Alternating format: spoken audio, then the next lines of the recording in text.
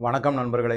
இந்த வீடியோவையும் இதை தொடர்ந்து 2-3 வீடியோக்களையும் சில முக்கியமான தகவல்களை என்னுடைய பார்வையிலிருந்து உங்க கூட ஷேர் பண்றதா இருக்கேன்.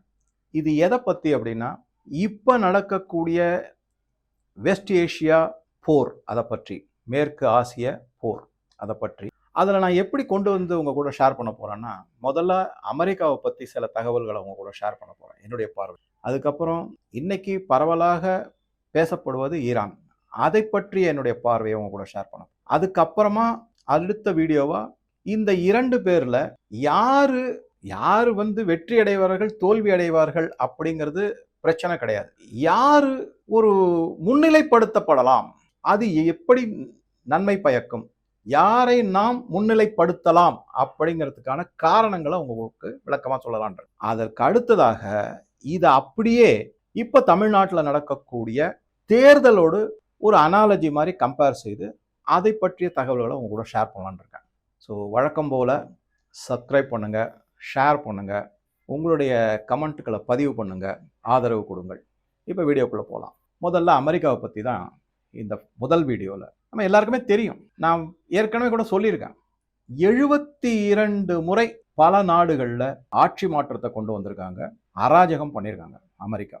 கிட்டத்தட்ட அமெரிக்காவில் நம்ம எல்லாருக்கும் தெரிஞ்சது FBI தெரியும், CIA தெரியும். இதை தவிர நம் கண்ணுக்கு புலப்படாத பெரிய அளவில் தெரியாத அளவுக்கு கிட்டத்தட்ட ஒரு 20 உளவு ஸ்தாபனங்கள் அமெரிக்காவில் இருக்கு. அது உள்நாட்டு உளவு ஸ்தாபனம் இருக்கும், இல்லை வெளிநாட்டு உளவு ஸ்தாபனமாக இருக்கும், இவங்களுடைய ஏஜென்ட்டாக இருக்கும், ஒரு சிறிய அமைப்பாக இருக்கும், என்னமோ செய்வாங்க. ஒரு கிட்டத்தட்ட ஒரு 20. இது ஒரு பக்கம். இந்த உளவு ஸ்தாபனங்களுடைய வேலையே என்ன அப்படின்னா, அடுத்த நாட்டை கண்காணிக்க வேண்டியது, அங்கிட்ட ஆட்சியாளர்களை கண்காணிக்க வேண்டியது, அந்த நாட்டையும் அந்த ஆட்சியாளர்களையும் அந்த மக்களையும் எப்படி அமெரிக்காவுக்கு ஒரு அடிமை நாடு மாதிரி கொண்டு வரும். இதுல வேடிக்கை என்னன்னா, முற்காலம் மாதிரி எப்படி பிரிட்டிஷ் காலத்தில் மாதிரி மற்றொரு நாட்டையே பிடித்து அங்க போய் பிரிட்டிஷ் உட்காந்து ஆட்சி செஞ்சுட்டு இருந்தாங்க. இப்ப அந்த மாதிரி கிடையாது. தனக்கு தேவையானவர்கள், தன் சொல் பேச்சு கேட்க, தனக்கு கைப்பாவையா இருக்கணும், தனக்கு கைக்கூலிகளாக இருப்பவங்க, அவங்கள ஆட்சியில வச்சுட்டு அமெரிக்கா அந்த நாட்டை மறைமுகமாக ஆட்சி செய்யும். தங்களுக்கு வேண்டியது எல்லாத்தையும் தீவிரமாக கையில் எடுத்து சாதித்து கொள்ளும் அப்படிங்கிறதா முக்கியமான செய்தி. இதனால தான் நான் 2-3 வீடியோவில் சொல்லியிருக்கேன், அமெரிக்கா தான் உலகத்தின் மிக மிக மோசமான பயங்கரவாத நாடு அப்படிங்கிறத என்னுடைய பார்வை. இதற்கு பல காரணங்கள் இருக்கு. எதனால அப்படின்னா, ஒரு நாடு பாக்கி வைக்கல, பல நாட்டுல போர் நடந்திருக்கு. இந்த உலகத்துல போர் நடந்த எல்லா நாடுகளோடையும் பாத்தீங்கன்னாக்க அதன் பின்புலத்துல அமெரிக்காவினுடைய தடங்கள் பதியப்பட்டிருக்கும். ஃபுட் பிரிண்ட்ஸ்னு சொல்லுவாங்கல்ல, அது கண்டிப்பா இருக்கும். எந்த இடத்துல போர் நடந்தாலும், அதாவது நான் சொல்றது 2ஆம் உலக போருக்கு அடுத்ததாக வரக்கூடிய காலகட்டங்கள்ல இருக்கு, அமெரிக்காவின் ஃபுட் பிரிண்ட் கண்டிப்பாக எல்லா போர்லையும் இருக்குங்கிறது தான் முக்கியமானது. எதனால அப்படின்னா, அமெரிக்கா மிக மிக சுயநலம் உள்ள ஒரு நாடு, அந்த மக்களுமே சுயநலவாதிகள் தான். இதுல இன்னொரு விஷயம் சொல்லணும்னா, இங்கிருந்து புலம்பெயர்ந்து போனவர்களும் அந்த மாதிரி சுயநலத்தோட தான் இருப்பாங்க. அது தவிர்க்க முடியாத ஒரு கசப்பான உண்மைதான் அது. அதுக்கப்புறம் என்னன்னா, ஒரு தான்றோண்டித்தனமான சர்வாதிகார போக்கு இருக்கும். அது ஒரு மிக முக்கியமான இது. சரி, இதையெல்லாம் வச்சு நான் ஏற்கனவே பல வீடியோல சொன்ன மாதிரி மிக மிக முக்கியமான 3 முன்னெடுப்புகளை அமெரிக்கா ஆயுதங்கள் மாதிரி உபயோகிக்கிறாங்க. அது ஒண்ணு ஆயில். இப்ப அதை பத்தின செய்தி எல்லாமே உங்களுக்கு பரவலா தெரிஞ்சிருக்கும். அடுத்தது ஆர்ம்ஸ் அண்ட் அம்யூனிஷன். 3வது ஃபார்மா. ஃபார்மாவுடைய பேய் ஆட்டத்தை கொரோனா 2019 கோவிட் 2019 காலத்துல நம்ம நேரடியாகவே அனுபவிச்சிருக்கோம். எந்தெந்த மாதிரி எல்லாம் அந்த ஃபார்மா கம்பெனிகள் சாதாரண மக்களை எப்பேற்பட்ட துன்பத்துக்கு ஆளாக்குனாங்க அப்படிங்கிறது நமக்கு தெரியும். So oil, arms and ammunition, pharma, இதை 3 வச்சுதான் இந்த உலகத்தையே அமெரிக்கா ஆட்டி படைச்சுக்கிட்டு இருக்காங்க. சரி, இந்த மாதிரி இவங்க செய்யறதுனால என்ன ஆகுது அப்படின்னா, கொஞ்சம் கொஞ்சமா நாளடைவுல உலகத்தினுடைய மிகப்பெரிய வல்லரசு நாடாயிடுச்சு. கோல்டு வாருக்கு முன்னாடி ரஷ்யா USSR இருந்தது. இன்னைக்கு அது சிதைந்து போய்விட்டது பல நாடுகளாக. இப்ப போஸ்ட் கோல்டு வார் பீரியட்ல அமெரிக்கா மட்டும் ஒரு தனியான சூப்பர் பவராக உலகத்துல விளங்கிக்கிட்டு இருக்கு. அந்த மாதிரி நிலைநாட்டப்பட்டுள்ளது. இதற்கு இன்னொரு முக்கிய காரணம் என்னன்னா, நான் சொன்ன இந்த oil, arms and ammunition, pharma, இதை வச்சு அவங்க முன்னெடுத்துள்ள வர்த்தகம் சார்ந்த பொருளாதாரம். இந்த வர்த்தகம் சார்ந்த பொருளாதாரத்திலே மிகப்பெரிய தகுடுதத்தை அமெரிக்கா செஞ்சிருக்காங்க. 1970களிலிருந்து பிரெண்டன் வுட்ஸ் அமெண்ட்மெண்ட் உங்கள் எல்லாருக்குமே தெரிஞ்சிருக்கும். அதை நீங்கள் படிங்க, அதெல்லாம் பார்த்தீங்கன்னாக்கா. இல்லைனா பின்னொரு காலத்தில் நம்ம பார்க்கலாம். அதை பின்னொரு சமயத்தில் அதை பற்றி பிரெண்டன் வுட்ஸ் பெட்ரோ டாலரை கொண்டு வந்தாங்க.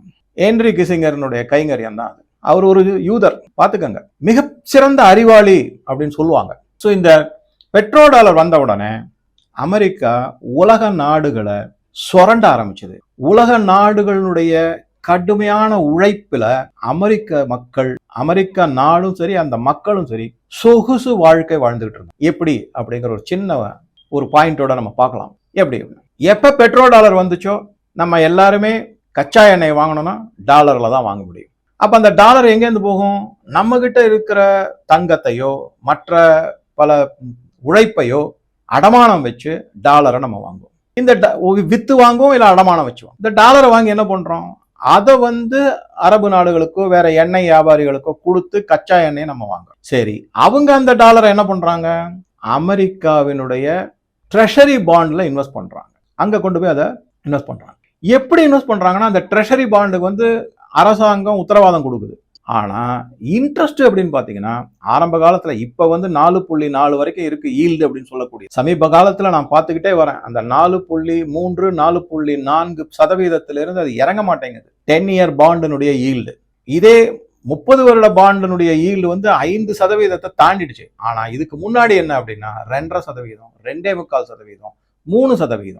இந்த மாதிரி ஒரு வட்டியை கொடுத்து தான் அமெரிக்காவினுடைய ட்ரெஷரி பத்திரங்களை வெளியிடும், கடன் பத்திரங்கள்.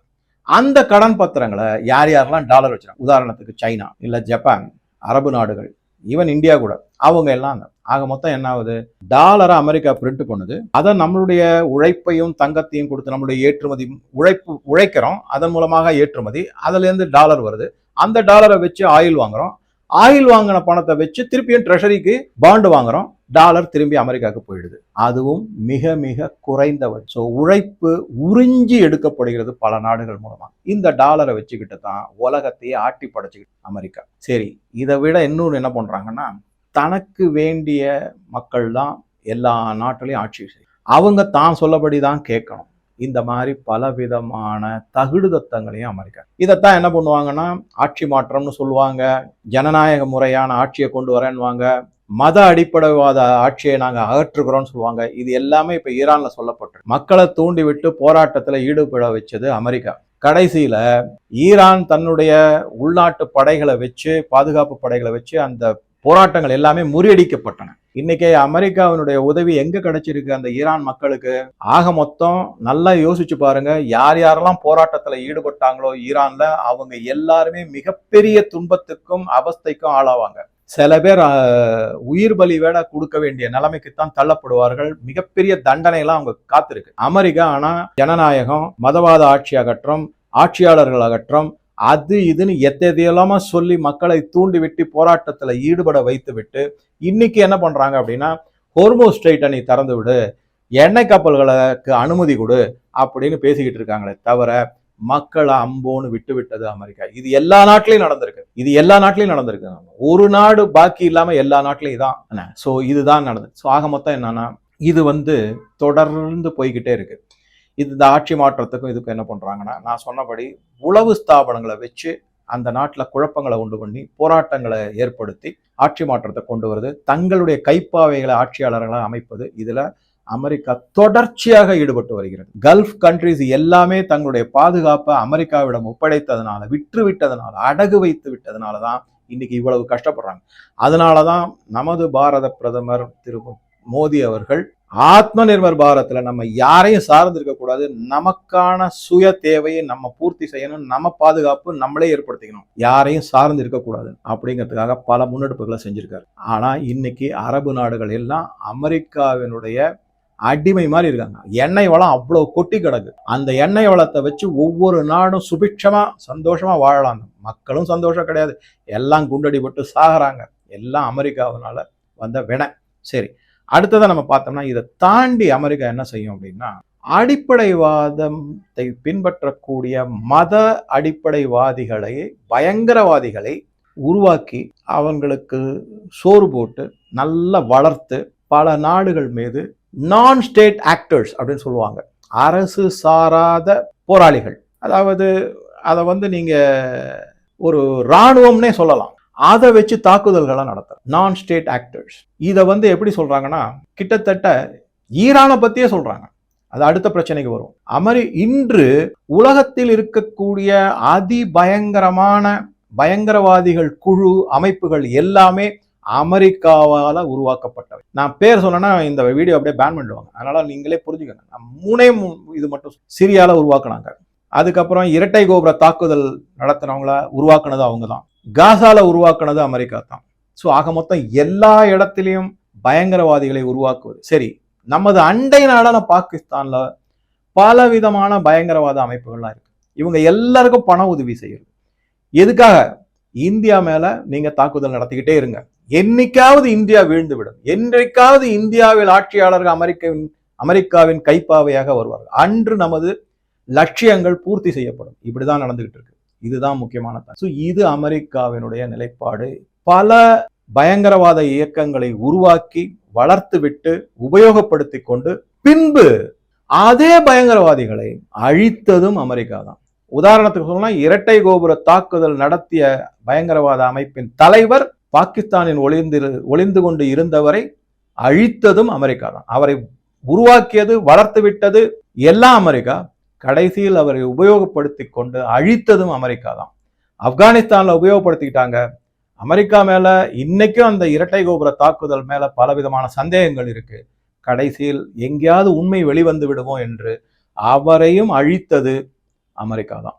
இந்த மாதிரி போய்கிட்டே இருந்துச்சுன்னா இந்த அமெரிக்க நாடு ஒரு காலகட்டத்துல ஏகாதிபத்திய சக்தியாக உருவாகிவிடும். இதுல என்ன பிரச்சனைனா, அமெரிக்காவில் இருக்கக்கூடிய இந்த ஓக் லெப்டிஸ்ட் மத அடிப்படைவாதிகள் இவங்க இரண்டும் கூட்டு சேர்ந்து எடுத்து வரும் பல நடவடிக்கைகள் நல்லா யோசிங்க.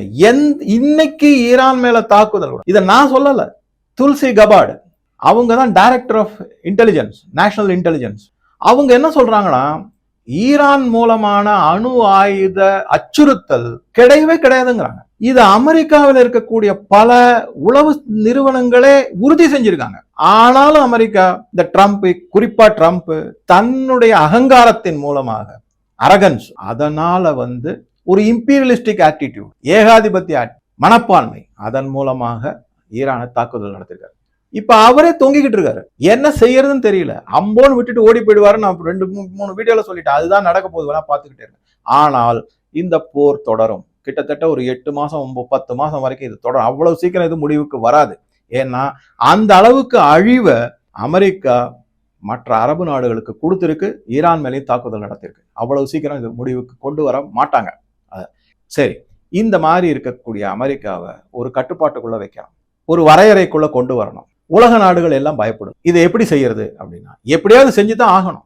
இல்லைன்னா அமெரிக்கா மற்ற நாடுகளை கபலீகரம் செய்துவிடும். நான் பார்த்தேன், ஒரு கிறிஸ்தவ மத போதகர் என்ன சொன்னாருன்னா, பாஜக, RSS போன்ற இயக்கங்கள்லாம் மற்ற எல்லா இயக்கங்களையும் கபலீகரம் செய்துடும். இதை ஒரு அரசியல் விமர்சகரும் அந்த மாதிரி பத்திரிகையாளரும் சொல்லியிருக்காரு. அந்த மாதிரி அமெரிக்கா அந்த மாதிரி செஞ்சிடும். பாஜக செய்யாது, அமெரிக்கா செய்து விடும். அதனாலதான் என்ன சொல்றேன்னா, என்னுடைய பார்வையில ஏதாவது ஒரு இடத்துல இந்த அமெரிக்காவுக்கு ஒரு செக் அப்படின்னு சொல்லக்கூடியதை வைக்கணும். அதனுடைய நடவடிக்கை குறைக்கப்பட வேண்டும், அதனுடைய நடவடிக்கைகள் முடக்கப்பட வேண்டும், அதனுடைய நடவடிக்கைகள் இந்த மாதிரி மற்ற நாடுகள் மீது அது கொண்டுள்ள தீராத ஒரு ஆக்கிரமிப்பு மனப்பான்மை, எதேச்சதிகார மனப்பான்மை, இது எல்லாத்தையும் குறைக்கணும். அப்படி இல்லையா மிகப்பெரிய அழிவை அமெரிக்காவிற்கு எந்த வகையிலாவது உண்டு செய்ய வேண்டும். அதற்கு முதல் கட்டமாக வரப்போவதுதான் டி-டாலரைசேஷன் அப்படிங்கிறது. இது எனக்கு என்னுடைய பார்வை. இது அமெரிக்காவை பற்றின சில தகவல்கள் உங்களோட ஷேர் பண்ணியிருக்கேன். இதை பற்றிய தகவல்களை, கருத்துக்களை நீங்கள் பதிவிடவும். அடுத்த வீடியோவில் இதே மாதிரி ஈரானை பற்றி நான் உங்க கூட ஷேர் பண்ணுறேன். அப்படியே ஒரு 2-3 வீடியோவா எல்லா தகவலையும் உங்களோட ஷேர் பண்ணுறேன். எல்லா வீடியோவும் பார்த்து உங்கள் கருத்துக்களை தெரியும். ஸோ நன்றி, வணக்கம்.